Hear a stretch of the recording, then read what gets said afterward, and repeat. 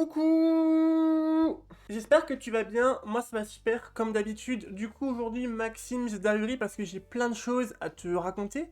Et je me suis dit qu'est-ce qui est déjà long et chiant sur ma chaîne. J'étais mais Maxim's Diary, donc on est là. Il y a eu quelques petits changements dans ma vie ces derniers temps. Ça fera 3 semaines demain que j'ai plus TikTok, Instagram, YouTube, enfin j'ai plus sur mon téléphone, j'ai plus Twitter, enfin en fait j'ai plus rien, voilà. Mon téléphone commençait à lâcher et tout le monde m'a saoulé sur les réseaux. Vous m'avez gonflé, voilà. Ça faisait pas mal de temps qu'en fait je disais à tout le monde que les réseaux je consommais pas, je publiais uniquement, je postais mes meilleurs TikTok, je postais mes meilleurs tweets et je postais mes meilleures vidéos YouTube, mais je regardais rien. Et j'étais mais ça sert à rien en fait. J'en étais à un stade où je m'en servais pas mais je m'en foutais un petit peu de les garder ou pas. Et la goutte de trop c'était absolument tout le monde qui mettait en story Stranger Things alors que j'avais allumé tout le monde par rapport à Stranger Things. Bref, c'était la goutte de trop, les gens sont pas éduqués, les gens n'ont pas de valeur, ils vont mettre des stories Free Palestine et après ils vont dire « Ce soir me parlez pas, ce soir je vais regarder Strange Girl, shut the fuck up, ils m'ont saoulé. » Bref, c'était la goutte de trop, j'ai tout supprimé et ça va faire 3 semaines que j'ai plus de réseau et je le vis bien. Voilà. Je suis un peu devenue une stay-at-home girlfriend, une trade wife, une housewife, tout ce que tu veux. Je fais à manger, je fais des gâteaux, je te mets des photos, j'ai fait des sablés et un cheesecake incroyable. Girl, you did it again. Depuis que je suis plus sur les réseaux, j'ai plus de temps pour lire.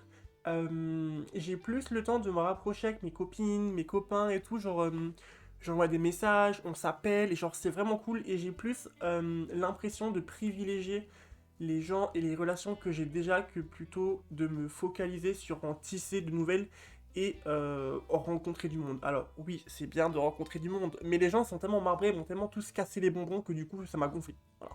Donc ouais, ça fait 3 semaines que j'ai plus de réseaux sociaux et je les vis plutôt bien. On va pas se mentir, je suis plutôt content.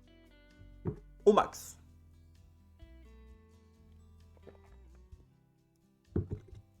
C'est pas un truc qui est compliqué pour moi de quitter les réseaux parce que je consommais pas de fou donc ça allait.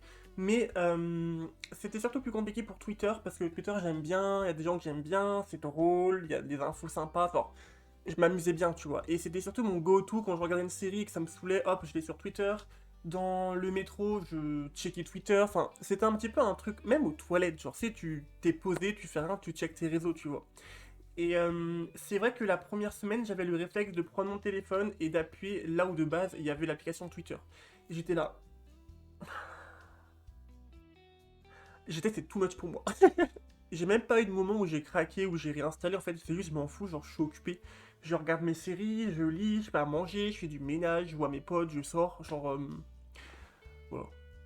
Donc j'ai pas forcément le déclic qu'il y a plein de gens qui ont après avoir arrêté, où ils sont purés, mais j'ai plein de temps libre et tout. Je passais déjà pas de temps sur les réseaux, alors je n'ai pas forcément vu la différence entre mon temps avant et mon temps après. Voilà. Je pense que c'est si j'arrêtais de lire des livres, là je pense que j'aurais un problème de je saurais plus quoi faire de ma vie, j'aurais trop de temps libre, mais c'est pas prévu. En 2022, je suis parti avec une copine à moi à Berlin, on est parti là-bas en vacances, et on était tombé sur une librairie incroyable où les livres en anglais étaient genre quasiment gratuits, et j'avais fait des dégâts, genre vraiment je m'étais fait plaisir, genre vraiment. Et je m'étais acheté un livre juste là, hop, il s'appelle Truly Devious pour les Français, Truly Devious, et c'est un livre que j'ai lu d'une traite, et j'avais genre juste kiffé, et c'est devenu mon livre préféré, genre à partir du moment où je l'ai lu. Et depuis, j'ai eu aucun moment où il y a un livre, ou un nouveau livre, où je me suis dit, attends, c'est mieux. Genre, il n'y a aucun livre qui a réussi à top up ce livre-là. Et récemment, je me suis déter et j'ai découvert, enfin je savais qu'il y avait un tome 2, 3 et 4. Mais je voulais pas les lire parce que l'œuvre était tellement bien que je me suis dit, ça y est, j'ai pas envie de gâcher l'expérience. Genre, pour moi, ce livre était incroyable. Oui, il y a une suite qui était nécessaire, tu vois. Mais je voulais absolument garder genre l'image du livre que j'avais qui était incroyable. Et du coup, je me suis laissé porter par l'engouement et j'ai lu le tome 2, et le 3, et le 4, et le 5. J'ai tout lu en 2 semaines. J'ai lu le 1, 2, 3, 4, 5 en 2 semaines. Je crois qu'il y a genre 400 pages par livre, mais j'avais pas le temps en fait. Je lisais, lisais, lisais, lisais. J'avais genre des places to be et j'ai tout lu d'un coup. Voilà. Enfin, là je suis au 5, mais genre je suis quasiment à la moitié, j'ai presque fini. Donc voilà. Bref, tout ça pour dire que ce livre était incroyable et qu'à chaque fois que je le lis, je pense au moment où je l'ai acheté, j'ai juste aimé la couverture et je l'ai acheté et c'est mon livre préféré. Voilà. Et la personne avec qui j'étais quand je l'ai acheté, c'est Lucie. Coucou Lucie. Lucie, elle a un podcast, je vous mets ici ou par là, bref, on sait pas où. Tous ses réseaux. Lucie, elle a un podcast en voiture Simone, il est incroyable. Ça fait grave plaisir d'écouter et même de lire, parce qu'il y a un format journal aussi qui sort de temps en temps. C'est super intéressant, perso, moi je sais que j'aime beaucoup, donc je peux que vous le conseiller. N'hésitez pas à checker, parce que vraiment c'est du bon travail acharné, et je pense que si vous cherchez un podcast très mignon, je peux que vous le conseiller. Voilà. Tu vois ce moment que l'on voudrait stopper pour l'éternité ? On passe beaucoup de temps dans la voiture, seuls, dans nos pensées, avec nos proches, sur un parking, pour les ramener chez eux. Je suis sûre que ça te dit quelque chose. Alors bienvenue dans le podcast En voiture Simone. Des conversations légères, spontanées, simples, mais surtout vraies. Moi c'est Lucie et je serai votre hôte du podcast. J'espère que ça pourra plaire. Bonne écoute. Et du coup, ce livre, je l'ai vraiment kiffé. Genre vraiment, j'arrive pas à m'arrêter. Du coup, je vais vite le finir. Je pense que là, on est vendredi. Je pense qu'avant dimanche, je vais le finir. Je vais le poncer en 2 secondes. Parce qu'il me reste vraiment pas beaucoup de pages. Et en téléchargeant le livre de manière très légale, je me suis rendu compte qu'il y avait un tome 6 qui allait sortir. J'étais là. Je suis trop content. Donc j'ai trop hâte. Je sais pas quand est-ce qu'il sort. Je sais que c'est l'année prochaine, en début d'année prochaine, mais je sais pas c'est quand. Voilà. Donc j'irai voir et hâte de la voir, concrètement. Voilà. Attends. De tête, on a Truly Devious, c'est le tome 1. Tome 2, c'est The Vanishing Stair. Le tome 3, c'est The Hand on the Wall. Le tome 4, c'est The Box in the Woods, je crois. Et le tome 5, c'est Nine Layers. Et je sais que le tome 6 va s'appeler The Velvet Knife. J'ai trop hâte. Les titres sont vraiment bien. Voilà. Je trouve qu'ils sont vraiment cool. Et concrètement, vu comment le 5 est bien, bon, il m'a un peu saoulé sur une partie, mais il est quand même bien. J'ai hâte de voir le tome 6. Et d'ailleurs, c'est trop nul, ces livres n'ont jamais été traduits en français. Du coup, il faut le lire en VO. Ça y est. Alors qu'à la fin des livres, c'est marqué, ouais, agence de traduction. Et ça te met dans toutes les langues dans lesquelles ça a été traduit, genre dans des millions de langues, j'ai l'impression, genre dans plein de langues différentes, mais pas en français. Elle doit avoir une vendetta, la cousine, contre les Français. Ça y est. Mais vu que je suis une English Queen, ça me dérange pas de lire en anglais. Et c'est pas non plus de l'anglais très difficile, genre je sais que là, peut-être après, je vais me mettre sur, en français, Orgueil et Préjugés. Je vais me l'acheter en anglais parce que je l'ai lu plein de fois en français, c'est aussi un de mes livres préférés. Je vais me l'acheter en anglais parce que je l'ai pas en VO. Et je sais que la lecture en français elle est plus compliquée parce que bah, c'est un vieux livre, voilà, et que les gens savent plus lire, donc ils appellent ça compliqué. C'est juste que c'est un style d'écriture qui est différent. Bref, voilà. Du coup, je pense que je vais me le faire encore une fois, mais en anglais, parce que ça fait super longtemps que je l'ai pas lu, et je l'ai lu en français. Donc je pense que ça pourrait être sympa. Euh, j'ai vu qu'il y a... Et j'ai aussi un autre livre que je veux lire de Jane Austen, je sais plus c'est quoi, mais il est dans ma liste. Bref, on s'éparpille, les livres c'est trop bien. Lisez, ça y est, il faut lire en fait.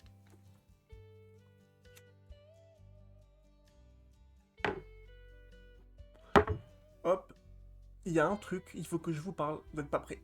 Vraiment pas prêts, genre vraiment. Je crois que c'était il y a un an et demi, je crois, un peu... Non, un an et demi, cousin, t'abuses, un an. Ça fait un an. J'ai posté une vidéo. Voilà. Je sais même plus c'est quoi le titre. Je vous racontais juste qu'en fait, j'avais comme projet de partir au Japon avec un visa vacances-travail. Ça, c'était la DA. Genre, c'était l'objectif. Et j'avais découvert les PVT il y a pas longtemps avant. Et je me suis dit, that's it, c'est ce que je veux. Et du coup, je me suis déterré à vous faire une vidéo, vous parler un peu de mon projet. Alors que c'était que une ébauche, c'était que une idée. Et aujourd'hui, je peux enfin en parler de manière plus concrète. C'est trop bizarre, mais on est là. En gros, je crois qu'il y a des gens qui savent pas trop ce que c'est un PVT. Je crois que y en a qui connaissent plus sous le nom de Working Holiday Visa. En gros, c'est un permis où tu peux partir un an sur un territoire étranger inclus dans le programme. Et tu peux faire le touriste et travailler. Tu peux travailler, alors sur le papier pas beaucoup, mais en vrai tu peux travailler comme tu veux, ils s'en foutent. C'est juste quand tu fais ta demande, faut dire je compte pas bosser beaucoup, mais tu comptes bosser comme un fou, bah tu le fais, genre, tu t'en fous, faut juste pas le dire. Tu peux bosser, comme tu peux ne pas bosser, ça dépend si t'es riche ou pas. Can't relate, je suis pas riche. Et il y a plein de trucs qui font que du coup, tu peux kiffer et travailler. Genre, tu te fais de l'expérience de travail au Japon, et en plus, tu fais le touriste. Girl, count me in. Et le process pour avoir le visa, il est pas très compliqué, il est un peu compétitif, et niveau financier, c'est abordable, enfin, genre, c'est faisable, mais pas pour tout le monde. Genre, ça reste une somme qui est assez importante. C'est pas une somme que tu as à payer, c'est une somme que tu as à prouver. En fait, il faut que tu prouves avec un document bancaire comme quoi tu as bien 4 500 € sur ton compte. C'est pas de l'argent qu'ils vont te prendre, c'est eux une sécurité comme quoi tu peux subvenir à tes besoins personnels une fois sur le territoire japonais. Donc en soi, t'as pas à les dépenser, c'est juste pour prouver que tu peux être dépendant, indépendant là-bas. Oh, dépendant, ça y est, j'ai perdu la boule. Donc, dans le sens que oui, il faut l'argent, mais t'es pas forcément obligé de le dépenser là-bas. Bon, tu vas dépenser, mais genre tu peux taffer et dépenser l'argent que t'as gagné en taffant là-bas. Donc c'est plutôt cool. Il y a deux, trois trucs à voir, genre, j'ai pas la liste dans la tête, mais genre il faut remplir un visa application form avec genre nom, prénom, adresse, ces trucs à la con. Il faut un passeport valide, des photocopies de ton passeport, des photos d'identité récentes. Il te faut un certificat médical comme quoi tu es en bonne santé. Il te faut aussi du coup un programme, genre un séjour. En gros, c'est tu expliques tout ce que tu comptes faire durant un an. Faut donner les hôtels, les Airbnb, les trucs touristiques, les montants, les jobs où tu veux bosser. Enfin, faut tout donner. Il faut marquer en français ou en anglais. Mais il faut tout mettre en yen, il faut tout mettre en japonais, quelques kanji. En gros, c'est pour eux, ils voient que du coup, t'as taffé et que c'est pas un projet que t'as fait en 30 secondes, tu vois. Que c'est un projet qui a mûri, que t'as réfléchi et tout, et c'est vraiment un truc que tu veux, et pas un truc que tu veux sur le moment, tu vois. Que c'est un vrai truc que t'as réfléchi. Donc en soi, ça fait du sens. C'est vrai que c'est un document qui est assez long. Moi là, j'ai prévu un départ en novembre 2026, et j'en suis actuellement dans ma description du programme à avril 2027. Et ça fait 2 mois que j'y suis. Après, je prends pas non plus genre 10 heures par jour. Je m'y mets 1 heure et demie de temps en temps. Et je fais en même temps la mise en forme, donc ça prend du temps et j'avance pas trop. Mais c'est vraiment en même temps, genre je découvre qu'est-ce que j'aimerais faire, qu'est-ce qui m'intéresse. Je mets genre les cérémonies de thé, les marchés aux puces, visiter les temples, les trucs guidés et tout. Genre, il y a plein de trucs que du coup il faut tout mettre pour prouver que t'as fait des recherches. Genre. En mode, imagine tu veux faire le musée Ghibli. Tu dis je veux faire tel musée Ghibli, hop, tu mets le kanji. Donc ça y est, ils comprennent directement. Tu mets le montant, donc il faut aller voir sur le site, il faut trouver le montant pour les personnes de ton âge en tant que touriste, tu mets le prix. À la fin, avec tous les prix, tu fais un budget genre pour les sorties, budget nourriture. Et c'est un truc qui est assez long à faire, mais c'est super intéressant, parce que du coup, ça fait qu'une fois que tu arrives sur le pays, si tu as le visa, t'arrives pas en mode touriste. Genre, t'es un touriste, mais tu comprends un peu que le prix et le coût de la vie, il est différent. Donc t'arrives pas non plus genre en touriste. Donc c'est cool, tu vois. Moi j'aime bien.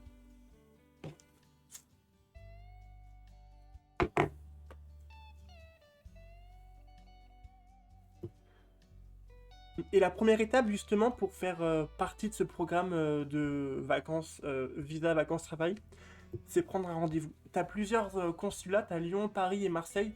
Moi, je suis sur Marseille parce que du coup, je suis sur Toulouse. Et ce qui est très drôle, c'est que Paris et Lyon, ça marche un peu comme Doctolib ou Ticketmaster, genre. Quand les rendez-vous ils ouvrent, tu vas sur le site, tu choisis ton jour, ton créneau horaire et tu t'inscris. Et il est validé. C'est ce que je pensais faire. Sauf que moi, là on est vendredi, je me suis inscrit mardi. Mardi, je me connecte. Je vois quoi? Je vois à Marseille, c'est pas du tout comme ça. Faut envoyer un email et dire bah j'aimerais bien un rendez-vous telle période, bisous. Alors comment vous dire qu'à 6 heures du matin, quand j'ai vu la gueule de l'ouverture des rendez-vous, ah j'ai pété mon crâne. Hein. J'ai pété mon crâne. J'étais pas content. Je vais faire un peu mon français, mais je vais me plaindre. En fait, ça m'a saoulé parce que tu te prépares à un truc qui est assez important. Comme je vous ai dit, c'est un projet qui est assez gros où tu travailles, tu réfléchis, tu y mûris ton projet. Et tu te retrouves un mardi matin à 6 heures devant un truc qui n'était pas prévu. Alors oui, les demandes de rendez-vous sont prévues. Mais on te le vend comme un Doctolib avec choisis ton créneau, choisis ta journée. Et je me suis retrouvé, enfin c'est un truc complètement perdu. Aucune info, genre c'est très flou, tu sais pas ce qu'il faut mettre dans le mail, c'est marqué ne joindre aucun fichier au mail, 2 secondes après c'est marqué il faut prouver que c'est bien du coup ta circonscription, mais si tu mets rien dans le mail, comment tu... Ah ça y est, ça m'a saoulé. Bref, c'était un peu compliqué, du coup j'ai fait un mail vraiment basique, je vous le mets juste là, où j'ai dit écoutez, J'aimerais m'inscrire au visa vacances-travail. J'aimerais un rendez-vous au mois de mars 2026. Mais je suis flexible selon les disponibilités. Ensuite, j'ai mis nom, prénom, adresse, numéro de téléphone, email. euh, des infos comme ça, tu vois. Comme ça, ils peuvent me recontacter et compagnie, ce qui est plutôt cool. Il n'y a plus qu'à attendre d'avoir une réponse. Donc là, on est vendredi, j'ai demandé mardi. J'ai un peu peur. J'ai pas peur qu'on me réponde pas parce que je sais qu'on va me répondre. C'est juste, c'est frustrant en fait de. C'est la partie la plus dure d'avoir le rendez-vous et c'est extrêmement flou. Il n'y a aucune info, on me dit rien, il n'y a même pas un mail de confirmation comme quoi votre mail a bien été reçu par le consulat, t'as rien du tout. Et je me retrouve juste à. Et je me suis retrouvé mardi à 7h30 après avoir envoyé mon email comme un con comme ça. Bon, ben, et genre là, du coup, on est vendredi et je sais pas si j'ai un rendez-vous alors que les gens qui sont à Lyon et Paris, il me fait chier ces cheveux, alors que les gens qui sont à Lyon ou à Paris, ils ont pris leur créneau et ils sont déjà rassurés. Alors que moi, j'attends juste, genre, c'est. Du coup, c'est fou. Et le fait d'être dans le flou, dans un projet aussi gros, c'est hyper frustrant. Je suis pas énervé contre eux, c'est pas eux qui ont fait le site, c'est pas eux qui ont. Ils reçoivent des millions d'emails et je sais très bien qu'ils font leur taf de leur côté. C'est juste moi, en tant que personne qui veut s'inscrire au visa, c'est hyper frustrant. Et enfin, je me lance dans un truc où je pars un an au Japon tout seul et la première étape, c'est déjà flou. Je me dis, j'espère que ça sera un peu plus, pas pro, mais un peu plus. hum, un peu plus transparent. Ça me ferait plaisir qu'ils savent plus. Ça me ferait plaisir qu'ils soient plus transparents sur les étapes et que je me retrouve pas comme je suis à l'heure actuelle dans l'attente d'un email et je sais même pas s'ils ont reçu mon email, genre ça m'énerve. Donc écoutez, dans le prochain épisode, je pense qu'en ce moment je vais poster que des maximes d'Aerie, donc peut-être que dans le prochain épisode on aura une réponse, je croise vraiment les doigts. Ça me rassurerait d'avoir une réponse avant la fin du mois de décembre, vu qu'on est déjà le 19, ça me rassurerait. Mais là, il va y avoir les fêtes, ils vont sûrement être fermés, il y a le nouvel an, il y a Noël, ça y est, on va me saouler. Donc à voir la suite de l'histoire, savoir ce qui se passe, savoir ce qu'on me dit, savoir ce qu'on me répond. Dans tous les cas, je vous tiendrai au courant. Le but, c'est qu'on partage ensemble l'aventure, en fait. Donc voilà. Alors qu'en plus, mon dossier, il est prêt, hein. J'ai tout qui est dans mon dossier, tout est prêt, genre, tout est au max. Il me manque quelques documents comme le certificat médical et mon document bancaire, mais j'ai quasiment tout. Genre, mon programme, il est presque fini. Comme je vous ai dit, j'en suis à avril 2027, donc j'ai presque fini, genre. Donc en espérant qu'ils me répondent vite, ça me rassurait et je pense que ça va me redonner un boost de motivation, sachant que je suis sur ce projet depuis quasiment un an, que je taffe dessus. Ça serait cool, bah ouais, d'avoir une réponse, genre ça concrétiserait entre guillemets le truc, enfin, un début de concrétisation, et ça me motiverait à me remotiver comme quand j'étais au jour 1, genre. Ça serait sympa.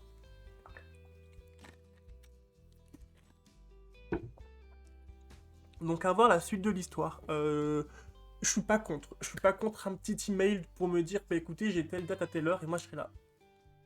You go girl. Ça serait sympa. Ça serait plutôt sympa.